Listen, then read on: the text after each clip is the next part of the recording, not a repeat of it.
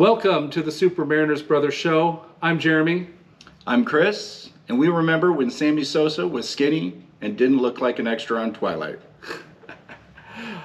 Well, here we are again, episode number 2. They haven't kicked us off the internet yet, which is great. So we had talked about the Kansas City series in our last episode, and that is now gone by the wayside.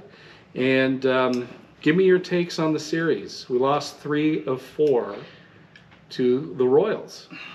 I just have to say, I think collectively as the Mariners organization could just say, make the bad man stop. Salvador Perez was an absolute monster and tortured us through the whole series. He got a lot of help from the top of the lineup, which just seemed to be on base every single time. Whit Merrifield, Nicky Lopez, just base hit monsters. I guess I feel like, at least as it pertains to Salvy Perez, why not throw one high and tight here and there to that guy? It just seemed time and time again, diving out over the plate. The Gilbert grand slam, or the grand slam he hit off of Gilbert, was slider. It was a nice pitch, but it was right down there, and Salvy dives for pitches, and he dove down and just crushed it to center. So I feel like there was maybe a few too many strikes thrown to that guy in that series. I'm okay with you actually just walking him in. I mean, at that point, the Barry Bonds treatment. Yeah, you just walk him in, and you tip your cap as he walks to first base, and you just don't even let that guy have anything that is a hittable pitch. Right. And I mean, when you're looking at somebody who is hitting as hot as he is, I think he had 6 home runs on the week. Yeah. You just have to kind of say, okay, well, some people are on fire and have streaks, and you just cannot afford to allow a bases loaded situation you can give up 1 run. I know that that's not a popular take in baseball, is giving up a run on purpose, but at some point you got to know when you're beat, and that guy was just beating us. Yes, yeah. Well, we did see, I think I had made my own little prediction in my mind prior to kind of feeling like one of Gilbert or Kikuchi was going to pitch better than he had in previous outings, and one of Tyler Anderson and Marco Gonzalez on the back end of that series was going to pitch not as well as they had.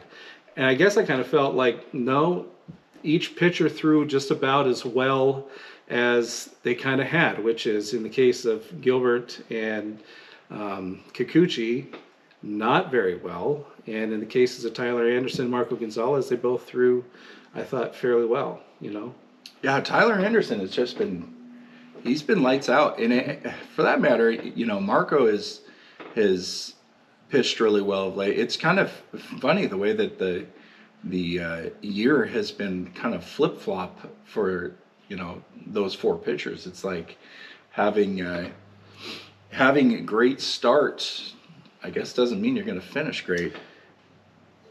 Well, yeah. And I guess I kind of look at moving forward. We now enter into the Houston series, which we'll talk about in a little bit, and we get to see, what, unfortunately, Kikuchi and Gilbert are going to do in that series. And we're kind of at this point, especially now after losing game 1, which was a winnable game too. Yeah, that's the. Well, even all of the Kansas City games, those were all winnable games. I think at the 3rd game we lost in extra innings, and again it just came down to execution, right? And there was the play. I want to say it was the 10th or 11th inning where you had the ghost runner on second base, and Fraley is up. Fraley, you have one job to do, and that is to bunt the frickin' ball and move the runner to third. And I know that a bunt has kind of not really been a part of today's game. When we were growing up, the bunt was an integral part of every single game, right? The sacrifice bunt. Now you don't see it very much. But, and I probably would have been more forgiving of Fraley, Jake Fraley, if he would have at least attempted to bunt or fouled off a bunt or popped up a bunt or whatever, you know. But instead, he pulls the bat back on 2 strikes that are extremely buntable pitches. And both times he looks butthurt that he got a strike call. It's like, Griped your about job it. is not to walk. Right. Your job is to bunt the ball. And he didn't, you know. And then you had, and again, I might be getting the innings mixed up, but the 11th inning where, you know, Tom Murphy passed ball right down in the middle of the plate, you know, down a little low. The ball goes between his legs, and, you know, a runner scores on it. And it's just, you know. It's these kind of errors. It's the mental errors that you're seeing in these losses that we've had lately. I mean, in the game against Houston here, I think that you could point to a number of mental errors that happen down the stretch that kind of decides the game. And the thing is we've become spoiled over the course of this season that we weren't making those mental errors down the stretch. And in fact, we were making the plays and in getting the hits when the hits were needed. And when it came down to it this time, it makes me a little bit concerned if you're losing that mental focus down the stretch, what it's going to look like to chase down a wild card. Yeah, well, lookout landing, right, calls this chaos ball, where it's just, you know, late inning, chaotic things happen, and the Mariners have been the beneficiaries of chaos ball for most of the season. And, you know, I mean, the age-old adage, what goes around comes around. Well, it's coming around, and unfortunately for the Mariners right now, it's at a pretty inopportune time. Right. So let's move on. We've had a couple things happen since we were last on the air. Some transactions that were made, and a recall of a Mariner favorite, right? Jose Marmoleos. Marmoleos. Here I go again. Rock me Marmoleos. Well, so down to AAA, hitting 360 some Monster. odd, 23 dingers, on base percentage, I think of almost 500, for goodness sakes, and a well-earned promotion, you know. And I think the Fraley injury, of course, when he hurt his shoulder trying to bring back the home run ball, which was a good effort, but it's giving Jose Marmoleos, I think, some much deserved time up here, and it already paid dividends in his first at bat. Yeah, poked one. You know, it's interesting with Marmoleos. I've talked to you in the past about the value of Marmoleos being called back up and being given that opportunity. Even if you're not planning on Marmoleos being a part of the future of this organization, you have to be able to showcase down the stretch, if he is for real with what he's doing, that becomes a piece that you can be able to figure out what to do with. Whereas if you leave him down at AAA, first off, you're clogging that system of, you know, the outfield position for, you know, if you wanted to bring anybody up. But I know who you'd be talking about. I don't know.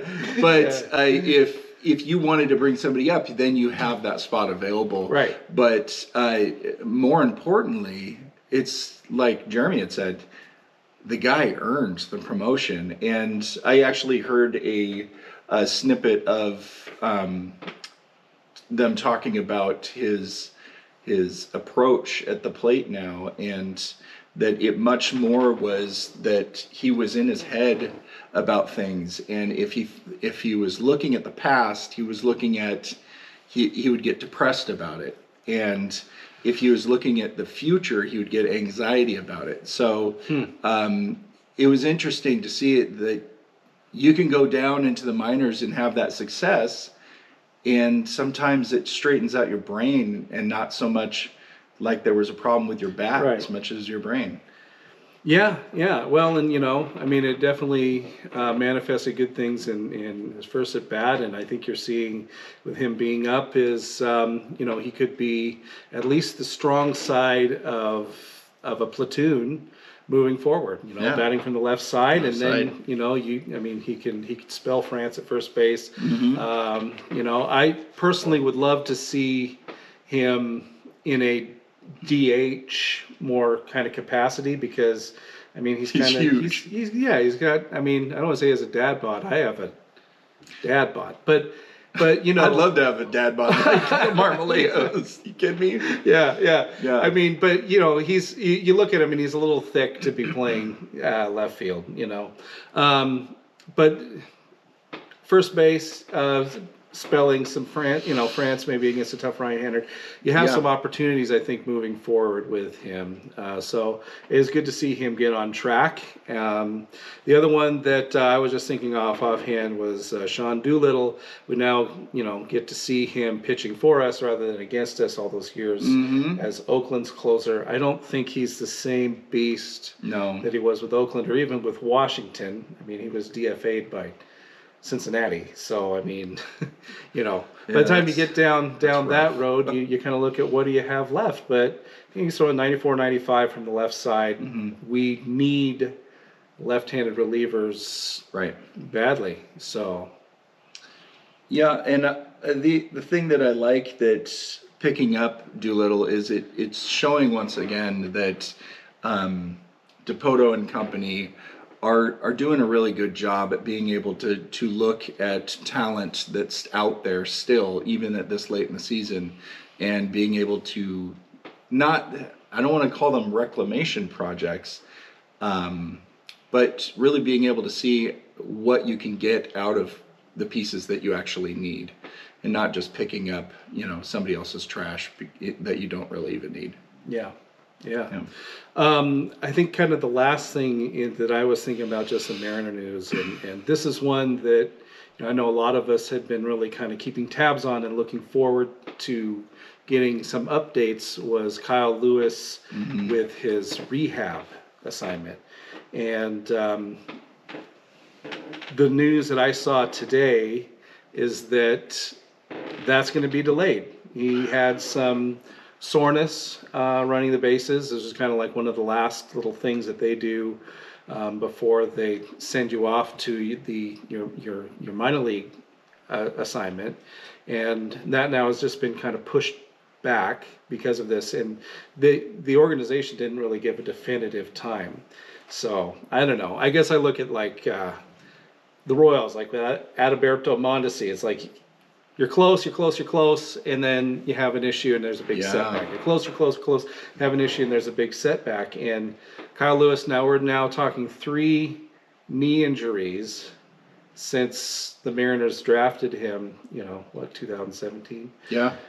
So, and these weren't knee related, but they were soreness related. But, I don't know. Maybe it's nothing. Maybe it's just a day or two. Mental toughness. Right. Well, the thing is that is concerning with this is that, and I think that the Mariners really need to monitor is that if Kyle Lewis cannot stay healthy and he is not at full health, and you continue to drop games, like if we drop the next couple games here against Houston and then don't sweep Arizona and then have to go back to Houston, I think you really start to have to wonder if he's somebody that you want to put out on the field and jeopardize possibly having a fully healthy version of him come next season. Yeah, I think that's definitely a fair assessment. Of course, you always defer to the professionals and the experts, and I'm sure that the Mariners are going to do what is right by him, in his progress from this injury. So definitely. I guess we'll just keep our eyes peeled and see if we're going to see him, in maybe the next road series or whatever, Yeah. But, so last thing before we wrap things up is as we're filming today, Mariners are already down 1-0 in this series against Houston. Give me your outlook for the next 2 games. Well, I think that you've got kind of a tough matchup here against McCullers. It's a really tough one when you had the chance to win the game last night and then having to go against Lance McCullers, who's had a great season. And And he pitches well against the Mariners. And he pitches Seems well like, against the Mariners, right? Yeah.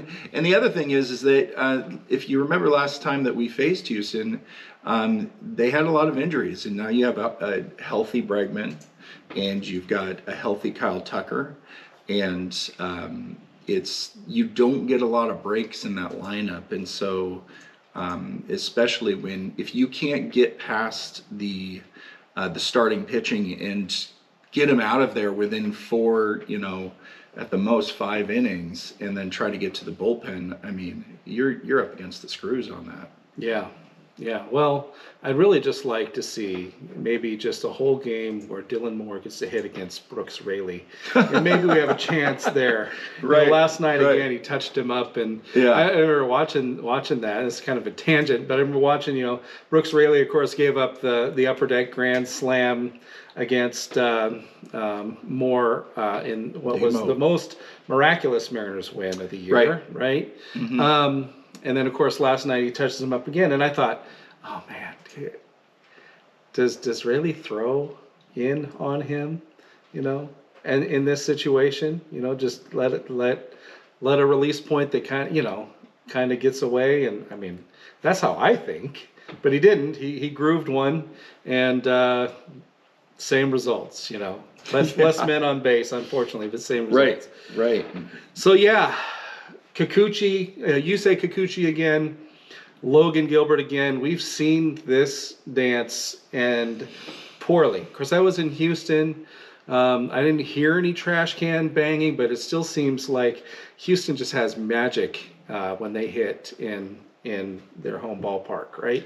Yeah. So maybe it's muted here, but yeah, I guess I'm expecting maybe not similar results, not giving up 8, 9 earned runs, but I think you're gonna be hard pressed for either guys to get out with a quality start. Yeah, you'd really like to see both Kikuchi and Logan Gilbert show some sort of success against elite hitting here.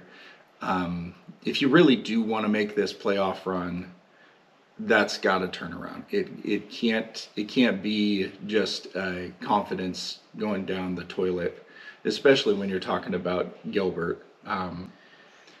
Being a young guy, you have to really wonder if there's some fatigue going on. Yeah, and I was looking at that. I think he's at about 90 innings, maybe about 90 innings at the major league level. So it doesn't seem like an overload by any stretch, but we're kind of bumping up against that. And, it does make you wonder too. I mean, maybe when Justin Dunn comes back or something like that, you see them go to a 6-man rotation just to preserve, especially if they end up kind of being out of it at that point. Yeah. Maybe save the arms a little bit. Mm-hmm. Yeah. So, okay. So again, prediction over the next 2 games. Are the Mariners going to win both of them, one of them, none of them? What do you say? The homer side of me wants to say that we're going to win both, but I honestly think that we're going to get swept. Wow. Okay. Well, you've been a Mariner fan for too long. I think it's going to be one of those things. They salvage the end game of this series. You have Jake Odorizzi on the mound. Odorizzi doesn't really blow me away. It's your best chance. Right. And I think Gilbert's going to pitch better. I think he would have had a really good outing against KC had he not, faced Salvador Perez with the bases loaded. Right. So I'll say they'll find a way to scrape out a win in the final game of the series. It'll probably go to the bullpens, and that's what they're going to pull out. Hopefully. Well, join us in a couple days when we come back on and take a look at how things panned out. As for now, though, I am Jeremy. This is Chris with the Super Mariner Brothers, and we bid you adieu.